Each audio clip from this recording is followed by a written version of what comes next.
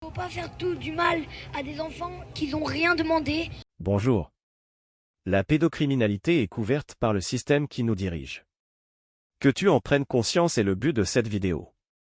Le QR code ci-dessus te dirige vers celle-ci. Il est dynamique, c'est-à-dire que le lien vers lequel il dirige peut être modifié. Ainsi, des séquences pourront être ajoutées en fonction de l'actualité. À notre connaissance, aucun politicien médiatisé ne s'attaque à ce sujet. Les choses ne changeront peut-être que lorsque le peuple descendra massivement dans la rue. Un juge pour enfants qui doit normalement protéger les enfants et il fait pas. Quand on vient de baiser tous les soirs et que ça déborde sur le jour, t'es en alerte chaque seconde. Évidemment que tu ne trouves plus le sommeil, ça va de soi. On m'avait mis dans la tête et d'une manière vraiment martelée que c'était moi la honteuse, moi la crade, moi la dégueulasse. Le soir même de la révélation, j'ai été corrigée par mon éducateur principal qui était une personne de confiance pour moi et mon référent depuis que j'étais toute bébé en fait. Il m'a mis une fessée cul nu pour me signifier que j'étais la sale petite pute coupable. En France, nous déplorons une impunité quasi totale en matière de la pédocriminalité. 138 000 filles, 35 000 garçons sont victimes de viols et de tentatives de viol chaque année. Environ 4% portent plainte et moins de 1% de l'ensemble de viols sur mineurs aboutissent aux assises. Selon les experts, cette situation d'impunité quasi totale favorise le récidive. Nous demandons l'imprescriptibilité des crimes sexuels sur mineurs. Nous sommes là pour commémorer Amine, 3 ans. Nous sommes là pour commémorer Lily, 15 ans. Nous sommes là pour commémorer Myriam, 14 ans. Nous sommes là pour commémorer Jennifer, 13 ans. Nous sommes là pour commémorer Mathieu, 14 ans. Nous sommes là pour commémorer Armand, 21 ans. Nous sommes là pour commémorer Kimberley, 15 ans. Nous sommes là pour commémorer Tenko, 17 ans. Nous sommes là pour commémorer Maria, 11 ans. Nous sommes là pour commémorer Angélique, 14 ans. Nous sommes là pour commémorer Amandine, 16 ans. Nous sommes là pour commémorer Salma, 18 ans. Nous sommes là pour commémorer Lisa, 3 ans. Nous sommes là pour commémorer Les noms de tous les enfants que nous n'avons pas pu dire ce soir. Par classe de 25, on estime à 2 à 3 élèves victimes d'inceste ou d'attouchement sexuel. Ça n'est pas la priorité du gouvernement parce que l'atteinte aux personnes, manifestement, c'est pas dans la priorité de la politique pénale et donc du gouvernement. Ce qu'on protège, ce sont les biens. C'est-à-dire ceux qui s'occupent de la grosse pédocriminalité, c'est-à-dire ceux qui produisent les films pédopornographiques qu'on retrouve après partout. Ils sont 19 en France. On a 20 policiers, une vingtaine de policiers en France qui s'occupent de ça au niveau international. Dans les pays à côté, ils sont 200, 300. Délinquants en col blanc, je me dis qu'ils étaient un peu plus quand même. Ils sont 20 ou 14, je ne sais plus, enfin ils sont dans la même proportion. Pourquoi ? À qui ça profite ça ? À qui ça profite qu'on n'ait pas assez d'enquêteurs pour pouvoir fouiller ces dossiers-là? Ah mais violences faites aux femmes, c'est pas un tabou chez nous. Oui. En revanche, j'aimerais bien entendre notre président de la République s'exprimer sur les violences sexuelles faites aux enfants. Oui. Parce qu'aujourd'hui, des pédophiles en France, nous en avons des centaines qui pullulent dans les écoles, qui pullulent dans les associations sportives et qui pullulent aussi dans les milieux politiques et médiatiques. Certains responsables haut placés étaient des tripoteurs et ensuite ont fait des carrières. Bien entendu. Mais le monde politique, le monde de la justice française en est plein. On était très nombreux à l'époque à signer ça. C'était Daniel Cohn-Bendit, c'était Michel Foucault, c'était une série d'intellectuels. C'était l'après 68 et nous étions portés par une sorte de vision libertaire, fautive. Et là, des gamins étaient prostitués à des gens comme Jacques Lang. Et un gosse a été trouvé mort, sodomisé, la tête dans un seau de merde, que l'on m'arrête à la sortie si ça n'est pas vrai. Je vous ai répondu, mais je ne vais pas en dire plus. Et pédocriminel! Oh, vous casse! Pédocriminel! Vous cassez pas de crime! Vous cassez pas de crime! Vous êtes qui? Oui, arrêtez maintenant. Maman, sur toi, c'est une mal aux jeunes comme ça. Mais ça va pas. La mauvaise vie, un best-seller paru en 2005, comporte notamment le passage suivant. La profusion de jeunes garçons très attrayants et immédiatement disponibles me met dans un état de désir que je n'ai plus besoin de réfréner ou d'occulter. L'argent et le sexe, je suis au cœur de mon système. Et bien entendu, les médias du système s'arrangent toujours pour noyer un peu le poisson. On l'a dit, l'affaire Duhamel a été révélée à l'occasion de la parution du livre de Camille Kouchner. On s'est rendu compte que beaucoup de personnalités, par la suite, ont dit qu'elles étaient au courant, plus ou moins, et pour cause, puisque l'affaire était un secret de polichinelle de la famille. Le garçonnet dont abuse Olivier Duhamel n'est pas son fils biologique. En plus, un monsieur qui est professeur de droit, donc qui ne peut pas ne pas savoir que ce qu'il commet est d'une part ignoble et deuxièmement clairement criminel. À partir du moment où on est bien placé pour savoir que son beau-fils a 13 ans, eh bien on est prié de s'abstenir de tels actes. Une des régulières visiteuses de l'espèce de séjour de vacances orgiaques de Sanary, qui est Madame Guigourt, elle s'est retrouvée à la tête d'une mission justement d'études sur la pédophilie. Voilà, donc, et sur l'inceste. Ça laisse sans voix. Moi, je suis sidérée quand je lis dans un papier du Monde qu'un ancien conseiller de la ville dit qu'il n'a jamais vu autant d'histoires d'amour et de sexe qu'à la mairie de Paris. Nous avions des attouchements. Même nos juges, puisque vous voulez me faire parler, je vous dire, même les juges pour enfants, dans les années 50, faisaient des attouchements sur les enfants dans les orphelinats. L'orphelinat Saint-Vincent-de-Paul, c'est connu. Un couple de magistrats placés en garde à vue à Dijon pour une affaire de mœurs. Affaire qu'Europe 1 vous révèle ce matin. Le mari proposait sa propre fille sur un forum de rencontres libertines. Une fillette âgée seulement de 12 ans. Le récit de Guillaume Biet. Leur vie sexuelle, active et libertine, n'avait jusqu'ici rien d'illégal entre adultes consentants. Mais depuis l'automne dernier, elle faisait l'objet d'une discrète enquête, car la justice a été saisie de messages inquiétants d'un internaute, magistrat de profession. Sur un forum de rencontre, il proposait, comme souvent à des inconnus, d'avoir des relations avec son épouse et voulait désormais y inclure leur fillette de 12 ans. Photo d'elle à l'appui, en maillot de bain. Pendant 8 mois, personne n'a jamais accepté, mais le père de famille a plusieurs fois renouvelé son offre, d'après nos informations. Alors avec sa femme, elle aussi magistrate, ils ont été placés en garde à vue par la police judiciaire. Ignorant tout de ces fameux messages, l'épouse est à ce stade hors de cause. Son mari, en revanche, est mis en examen. Pour sa défense, il soutient qu'il s'agissait là de fantasmes, qu'il ne les aurait jamais réalisés, dit-il. Au final, leur fille n'aurait rien subi. Son père, ancien juge des enfants il y a une quinzaine d'années, a été laissé libre sous contrôle judiciaire.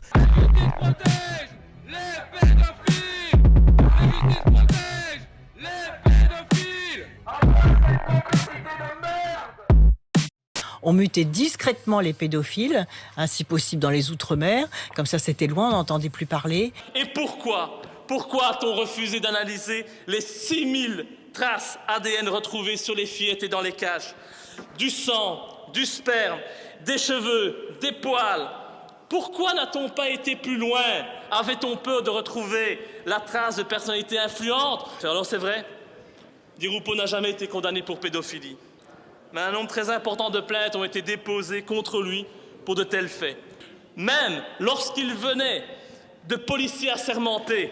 Ainsi, en août 1989, Di Rupo était à l'époque député européen.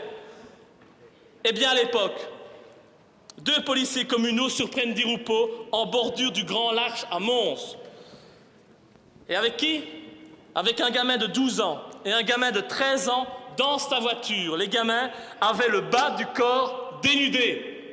Ce n'est pas moi qui le dis, ce sont 2 policiers communaux assermentés qui ont eu la volonté de témoigner, mais leur hiérarchie communale les en a dissuadés. Il y a des gens qui violent des bébés. Si on n'a pas vu ça, on peut pas l'imaginer. Quand tu penses qu'un mec qui braque une banque, il prend plus d'années de tôle qu'un mec qui enculait un môme, moi j'ai fait des autopsies moi d'enfants de 18 mois qui s'étaient fait sodomiser par des mecs avec le fion comme ça. 250 victimes potentielles d'agressions sexuelles et de viols au cours des 30 dernières années, 184 plaintes, 18 hôpitaux de l'Ouest concernés selon le journal du dimanche, dont 8 en Bretagne. Ce sont les chiffres vertigineux de l'affaire Le Squarnec, possiblement le plus grand scandale de pédophilie en France. On n'a pas trop compris pourquoi peu de médias en avaient parlé aujourd'hui. Donc nous, on s'intéresse à la question quand même. C'est l'affaire Jérém Star. Je vous resitue vite fait le truc. En fait, hier soir, il y a un blogueur qui s'appelle Aquababe, qu'on va avoir dans un instant au téléphone, qui a balancé des dossiers extrêmement graves sur Jérém Star et notamment sur Babybel qui travaille avec lui. Comme quoi ce fameux Babybel aurait des relations avec des mineurs et il serait protégé par Jérém Star. On a aussi pu voir une sextape de Jérém Star, enfin plein de choses. Maintenant qu'on a parlé de la sextape, sur les accusations de celui qui se fait appeler Babybel, comment tu as obtenu ces preuves, ces notes audio et tout? Ce sont des gens qui t'ont envoyé tout ça? Exactement. L'ADN de mon bébé de 6 mois a été retrouvé sur plusieurs sextoys. Il y a 2 ans, j'ai déposé plainte contre mon mari pour viol incestueux aggravé sur notre bébé de 6 mois. J'avais installé des caméras cachées pour récolter des preuves et j'en ai eu. 2 minutes après mon départ, on voit mon mari avec mon bébé se précipiter dans la chambre pour chercher des sextoys qu'il avait cachés. Les gendarmes sont intervenus en délit de flagrance. Il est resté 48 heures en garde à vue. Il y fera des révélations stupéfiantes, je cite « J'ai besoin de me vider, d'éjaculer tous les 3 jours, sinon j'ai très mal en bas du ventre. Je ne vous mentirai pas, monsieur, j'adore lui changer la couche. Quand on aime son enfant, on aime tout faire avec. » L'ADN de mon bébé de 6 mois a été retrouvé sur plusieurs sextoys, d'autres que ceux manipulés lors des enregistrements vidéo, ce qui prouve que ce n'était pas la première fois. Alors même que le médecin légiste relève une coloration rouge sombre des petites lèvres, pas typique d'une vulvite, et que l'hypothèse d'une agression sexuelle ne peut être exclue. La justice a classé ma plainte. Infraction insuffisamment caractérisée. On tombe des nues. J'ai de nouveau porté plainte avec constitution de partie civile. C'est en cours. Monsieur ne va cesser de porter plainte contre moi, notamment pour non-représentation d'enfants. Aussi, le juge des affaires familiales va écrire dans son jugement que mes craintes sont entendables, mais qu'il va lui laisser l'autorité parentale, ordonner des visites médiatisées dans un centre qui ne fait pas de visites médiatisées et qui m'explique qu'au bout de 4 visites, il aura la possibilité de sortir en étant seul avec ma fille. Eh bien, heureusement que mes craintes sont entendables et forcément, je ne l'emmène pas. Le 2 novembre 2023, je suis convoquée au tribunal de Grenoble comme mise en cause pour non-représentation d'enfants. Je risque 1 an de prison. C'est le prix à payer en France quand on refuse d'être complice des viols de son enfant. La substitute du procureur qui me reçoit m'explique que mon dossier est aberrant, que je n'ai rien à faire ici, que ma plainte n'aurait pas dû être classée et que cela aurait dû se régler en famille. C'est-à-dire que la JAF aurait dû protéger ma fille au vu des éléments de preuve incontestables de mon dossier, qu'elle comprenait ma colère et qu'elle classait tout de suite ses plaintes pour non-représentation d'enfants sans suite. 1 mois après, je passe en audience. Le juge des enfants va être très clair. Je la cite. « Madame, si vous vous obstinez à ne pas laisser votre fille avec son père, ça va se retourner contre vous. Ça va ruiner votre vie et vous allez tout perdre. Monsieur est présumé innocent et il a le droit de vivre sa vie normalement, comme tout le monde, et de voir sa fille. » Seulement 1% de condamnation pour les viols incestueux. L'inceste en France n'est pas considéré comme un crime. Visiblement, le crime, c'est d'en parler. J'ai vu toute ma vie partir en l'air, mais je devais protéger ma fille. En tant que magistrat, vous avez prêté serment, celui d'être digne, intègre et loyaux. Alors si vous rendez vos jugements au nom du peuple, protégez nos enfants.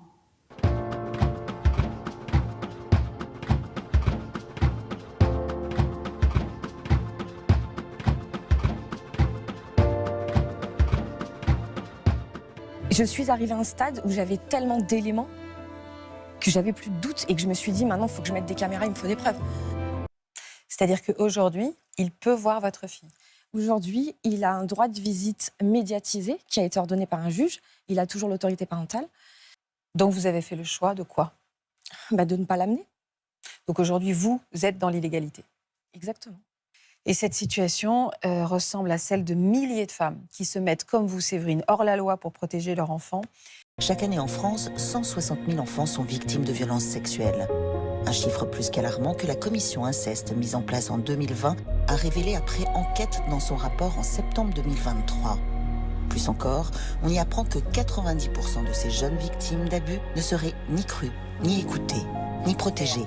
Une telle accumulation d'éléments de preuve doit nécessairement conduire à une réponse immédiate de la part des services de justice.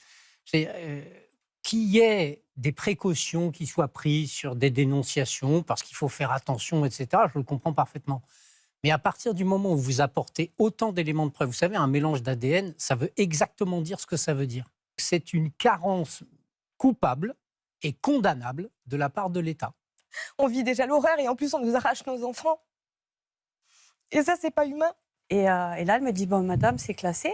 Dès demain, vous remettez les enfants à leur père. Et si jamais vous faites une nouvelle non-représentation d'enfants, on mettra une mesure plus sévère contre vous. C'est en fin de séance que ma fille dit à la thérapeute que papa a recommencé. Ce ne sont pas des nouveaux éléments, il n'y a pas de matière il n'y a pas matière à relancer une enquête, il n'y a pas matière à réentendre l'enfant. Ce ne sont pas des nouveaux faits. Qui est la garde de votre fille aujourd'hui? Ils sont placés dans un foyer de l'ASE. Oui, mais les orphelinats, aujourd'hui, c'est sorti. On croit que tout a évolué, tout ça, c'est sorti. De l'harcèlement moral à l'harcèlement physique et viol. C'est de la pure merde de dire la protection de l'enfance. Elle est où la protection? On était en dessous de toute humanité dans ce centre. Des enfants qui étaient nus, enfermés dans des cages de verre de 3 mètres carrés, sans toilette, sans point d'eau. Des points de suture faits à vif, sans anesthésie. En une demi-heure, ils sont arrivés, ils sont partis avec. Et à partir du jour où ils ont été placés, ils étaient séparés, ils n'étaient pas dans la même unité. Interdiction de répondre à mes enfants sur la raison de leur placement. Je me suis retrouvée dans des visites médiatisées où mes enfants hurlaient à la mort. Pourquoi tu ne nous ramènes pas à la maison? Pourquoi on est là? Et je ne pouvais pas. C'est le juge. Vous avez qu'à dire que c'est le juge. Il portait plainte systématiquement jusqu'au jour où j'ai été convoquée à la gendarmerie pour me justifier des non-représentations d'enfants. Et voilà, ce que disait Séverine, c'est que j'ai eu l'impression que c'était moi la coupable. J'ai été prise en photo, pris mes empreintes. Je devais me justifier. Et lui, en attendant, il n'était pas inquiété, quoi. Comme les femmes à côté de moi, mais j'ai réussi à être crue et que voilà, je suis tombée sur la bonne personne. Il y a vraiment une histoire de je suis tombée sur les bonnes personnes au bon moment. Il faut attendre des mois, des années. Il y a un espoir quand même. Oui. Avec cette loi qui va évoluer. Oui, parce qu'il y a de plus en plus de médiatisation de ce genre de situations, d'affaires. Et en fait, il n'y a que l'opinion publique qui finit par arriver à faire modifier les comportements et les habitudes, qui sont des habitudes ancrées depuis des décennies. Bonjour Édouard Durand. Vous êtes magistrat, vous avez été depuis 2 ans l'incarnation de la Ciivise, c'est la commission indépendante contre l'inceste qui a permis le témoignage de près de 30 000 victimes. Je suis contrainte de dire que vous n'êtes plus que l'ancien président de la Ciivise, vous avez donc été écarté. Je pense que quand on a 160 000 enfants qui sont victimes chaque année et un nombre de condamnations qui est proche de 0, on est dans un système d'impunité. Pour brûler la langue d'une petite fille avec un mégot de cigarette, quand je n'étais pas à l'école, j'étais enfermé dans une cabane dans le jardin. Et je ne voyais la lumière que quand on me donnait quelque chose à manger ou qu'on venait me chercher pour le viol. Je sais et je peux vous dire qu'en région parisienne, j'ai effectivement eu connaissance de charniers d'enfants. Je pèse mes mots. J'ai un petit frère de 11 ans, actuellement placé en famille d'accueil. L'ASE a pour objectif de rendre la garde exclusive de mon frère à son père, qui, je précise, sort tout juste de prison pour des faits de pédophilie sur ma personne. Des points de suture faits à vif, sans anesthésie. C'est compliqué de me dire que lui, il est encore en liberté. Alors, après tout ce qu'il a fait. La justice, l'aide sociale à l'enfance et le père m'ont volé mon bébé. J'en appelle à votre soutien face au supplice que je vis depuis 5 ans maintenant, comme tant d'autres mères de famille. Quand mon bébé avait 6 mois, une juge aux affaires familiales l'a arraché à mon sein pour en donner la garde exclusive à son père, que j'avais dénoncé pour violence conjugale. L'étrange justification de cette juge était « le bébé a ses repères chez le père ». Je m'appelle Peggy Hosseini, je suis journaliste, je travaille. Je n'ai pas de casier judiciaire, je n'ai commis ni crime, ni délit. Après mes plaintes contre mon ex-compagnon pour violence contre moi, violence contre notre enfant, mon petit garçon a finalement été placé dans une famille d'accueil par l'aide sociale à l'enfance. Le tribunal correctionnel a récemment relaxé son père. Relaxé malgré des photos, des vidéos, des enregistrements attestés par voie d'huissier, constatés par des OPJ qui ont fait des enquêtes approfondies. Jacques Thomé, je suis donc en retraite, j'ai passé toute ma carrière à l'AFP pour justifier l'absence de poursuite contre un père incestueux, invoque l'absence de preuves irréfutables. Parce que grâce à la présence d'un médecin légiste, il nous apprend qu'il y a un instrument, une exploration qui s'appelle l'anuscopie. Lorsqu'il y a sodomie répétée, les liaisons se superposent et alors là, elles disparaissent plus. Je fais ce témoignage pour sauver ma petite sœur. Papa me montre son zizi. Papa me fait des guillis aux fesses, ça fait mal. Papa fait pipi sur mon tapis blanc de chambre. Il y a eu une expertise scientifique du tapis de chambre de ma petite sœur qui s'est avérée positive. Du sperme a été retrouvé dessus. Malgré tous ces éléments, ma petite sœur a quand même dû aller chez son père un week-end sur 2 et la moitié des vacances. Mon agresseur vient d'être prononcé coupable de 3 chefs d'accusation, à savoir viol sur ma personne, viol sur Samantha, agression sexuelle sur une autre personne et en état de récidive. Et sa peine, c'est 6 ans de prison, dont 2 fermes, avec aménagement de peine, c'est-à-dire qu'il n'ira juste pas en prison. Je rappelle que vous avez donc publié une vidéo sur les réseaux sociaux, devant le tribunal d'Evry d'ailleurs, dans laquelle vous disiez votre détresse devant ce verdict que vous n'imaginiez pas à l'encontre de votre violeur. Là, la vidéo a été partagée par des centaines de milliers de personnes. C'est une des raisons pour lesquelles on vous reçoit aujourd'hui. C'est pour essayer d'en parler, peut-être même aussi de faire avancer les choses. Ce verdict, il est injuste pour vous? Mais il est plus qu'injuste. Je veux dire, nous, on a... Et quand je dis nous, c'est-à-dire les 2 victimes présentes ce jour-là, parce qu'à la base, dans le dossier, il y en a plus d'une dizaine, mais nous étions 2 constituées partie civile. On s'est juste effondré, en fait. On a entendu le coupable, on s'est dit, OK, on a été pris au sérieux. Ça valait le coup. Ça valait le coup de faire 6 ans d'attente, de tout donner, de témoigner, de se rendre disponible pour la justice quand elle le veut. Moi, j'ai fait une lettre à la juge il y a quelques années en lui disant « Je vous demande pas de cicatriser notre peine parce que c'est pas possible, mais je vous demande juste de nous garantir de la sécurité, en fait, parce que pour nous, ce type est dangereux. C'est pas juste en lui disant « Ok, tu n'exerceras plus la profession de taxi que c'est bon, en fait. » Il a déjà été condamné pour agression sexuelle, il est recondamné pour agression sexuelle et viol. Ça va en gradation, là. Comment est-ce qu'on sait que ça s'arrête là? Comment est-ce que... je suis désolée. Alors, non, mais c'est très clair ce que vous nous dites. Vous vous rendez compte de la gravité des propos que vous venez de tenir? Absolument. Mais qu'il m'attaque en diffamation. Qu'il m'attaque en diffamation. Dans l'affaire Orange, le seul qui a été sanctionné par la direction d'Orange, ça a été le cadre de la maison qui a cherché à mettre de l'ordre et à dénoncer les faits. C'est lui qui a été sanctionné. Des faits de pédophilie? Oui, le viol d'une gamine de 14 ans qui se retrouve enceinte des œuvres d'un cadre d'Orange. Oui, ça s'appelle de la pédocriminalité, oui, effectivement. Pourquoi on ne parle jamais de la France comme d'un pays où une centaine de médecins généralistes ont été condamnés par le Conseil de l'Ordre pour avoir fait des signalements? Signalement d'ordre pédocriminel.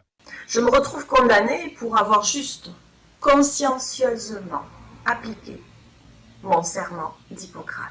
Parler du viol d'un bébé, ça paraît, c'est inconcevable. D'un seul coup, on le voit.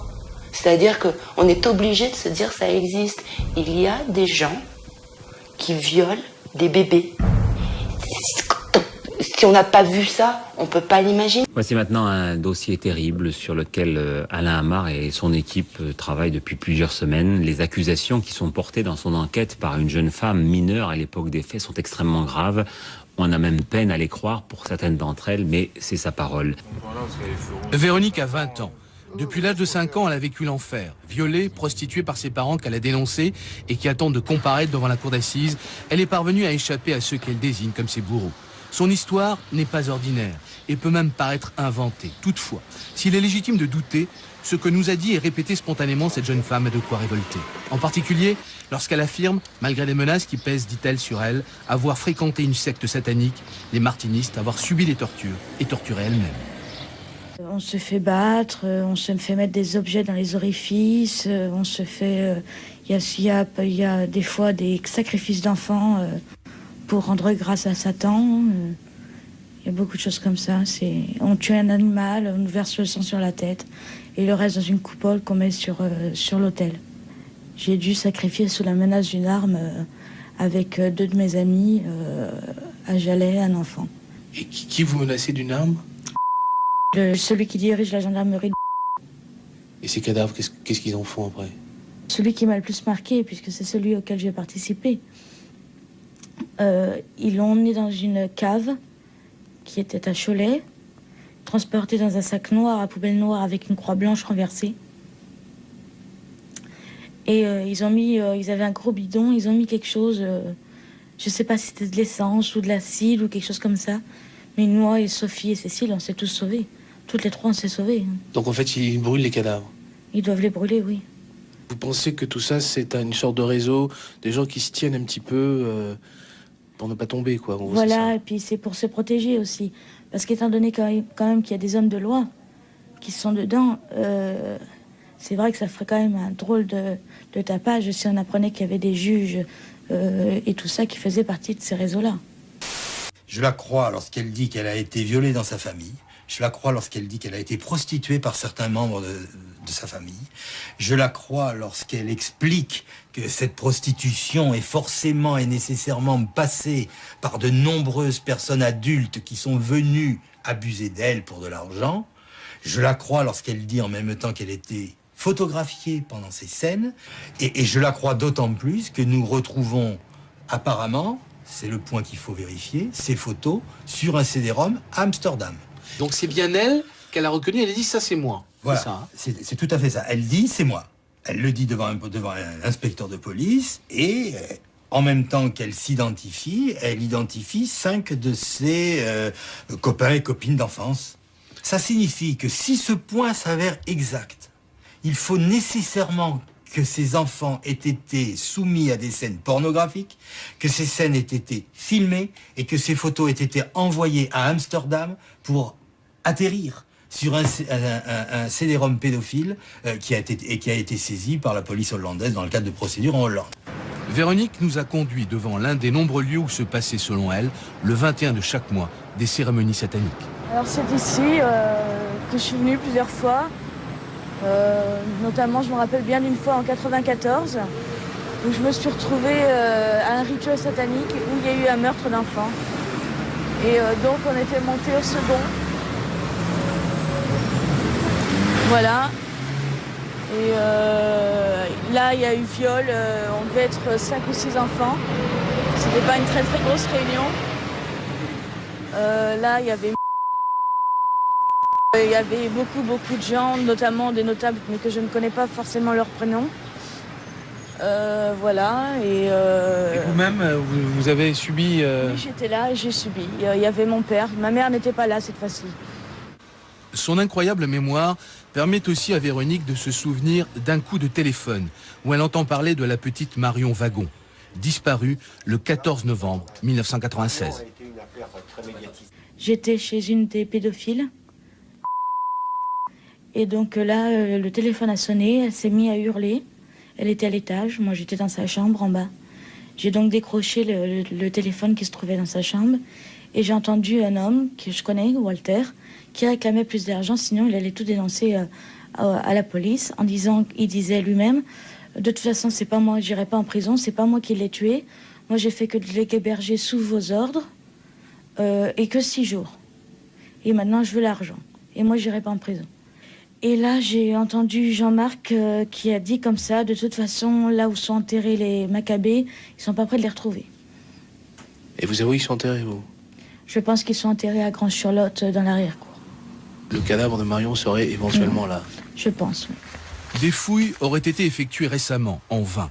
Véronique aurait-elle affabulé? Dès l'âge de 12 ans, à Paris, Il a été victime d'une secte satanique, torturé puis violenté pendant près d'une dizaine d'années. Reportage Jacques Cardoz, Didier Rancoeur. Lorsqu'il avait à emprunter ce couloir, Samir savait que l'horreur était au bout. À l'époque, il n'avait que 12 ans. Ici, en plein Paris, rien ne lui a été épargné. Au viol s'ajoutent de véritables séances de torture et de barbarie. Ouais, c'était là. Il m'a amené ici, il m'a attaché. Ils m'ont mis des menottes et ils m'ont posé des produits dessus. Quel type de produit? D'après le médecin, c'est de l'acide.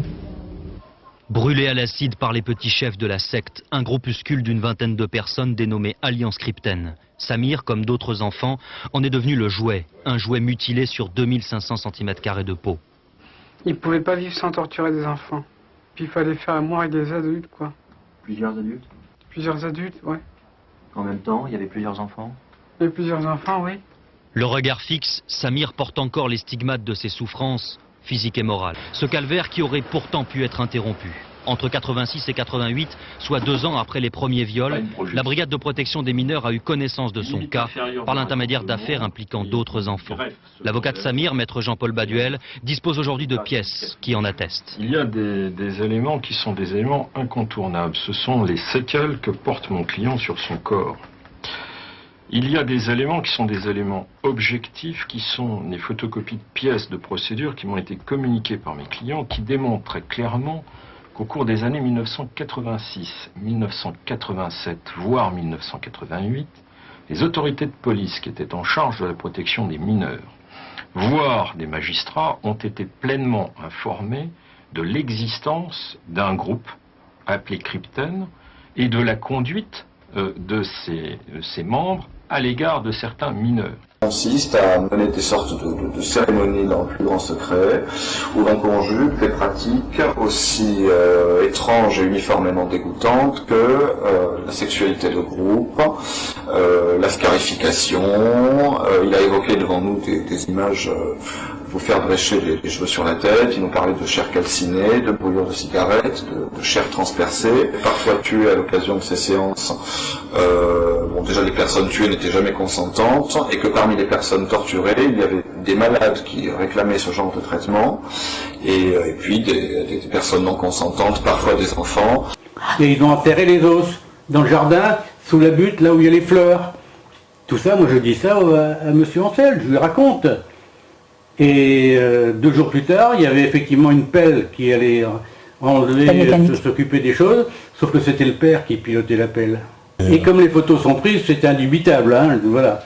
Abominable à voir, hein. C'est une horreur. Donc on a pris des photos. Le docteur Sokolowski, dans son rapport du mois de juillet 2008, avait précisé qu'il n'y avait aucun élément laissant suspecter l'intervention d'un tiers. Que Margot n'était pas menteuse, qu'elle était parfaitement bien dans sa tête, et donc et aucun élément laissant suspecter que quelqu'un ait pu la forcer à parler. Donc il reste quoi si personne ne l'a forcé? Jeudi 9 mai 2019, dans le cabinet du juge des enfants, je fais face à notre père, condamné pour agression sexuelle sur moi en 2011. Dans son jugement, le magistrat fait état d'une lettre écrite par Karl et relatant des faits d'agression sexuelle qu'il aurait subis de la part de notre père. Dans celle-ci, il dit qu'il ne souhaite pas aller vivre chez lui et que le cas échéant, il se donnera la mort. L'expert pédopsychiatre a fait part de ses observations au juge des enfants, insistant notamment sur l'hypervigilance, l'insécurité affective et l'anxiété de l'enfant, soulignant l'importance du maintien de Karl auprès de moi, dans un environnement affectif sécure, tout en arguant de la nécessité d'un maintien des liens avec le père. Karl est présent, et il réitère les mêmes souhaits que par le passé, rester chez moi et ne pas revoir notre père. Un droit médiatisé unique est accordé à notre père, et organisé impérativement avant le 31 décembre 2020, dans la perspective de favoriser la reconstruction d'un lien père-fils à minima apaisé. Papa, nique ta bonne grosse r***, je m'en bats les c*** de tout ce que tu fais. T'es qu'un mytho. T'as fait plus de mal à maman et tout ça, c'est ta faute. C'est ta faute, salope. Je te déteste. Je te déteste. Tout ça, c'est à cause de toi. Pendant ces 9 années, j'ai souffert. Et c'est à cause de qui? C'est à cause de qui que j'ai dû aller voir tout ça? À cause de toi. Tu me saoules.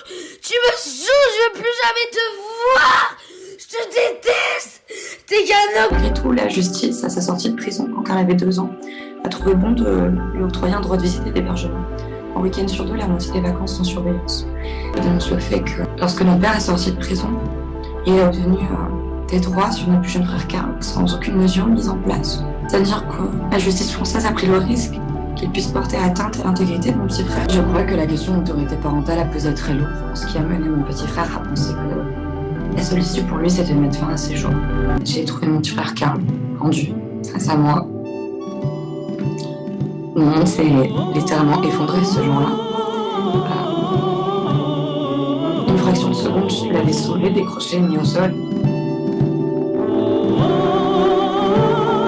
T'avais poussé ma maman et tout ça, c'est ta faute! C'est ta faute, ça me déteste! Ami, entends-tu le vol noir des corbeaux sur nos plaines? Ami, entends-tu ces cris sourds du pays qu'on enchaîne?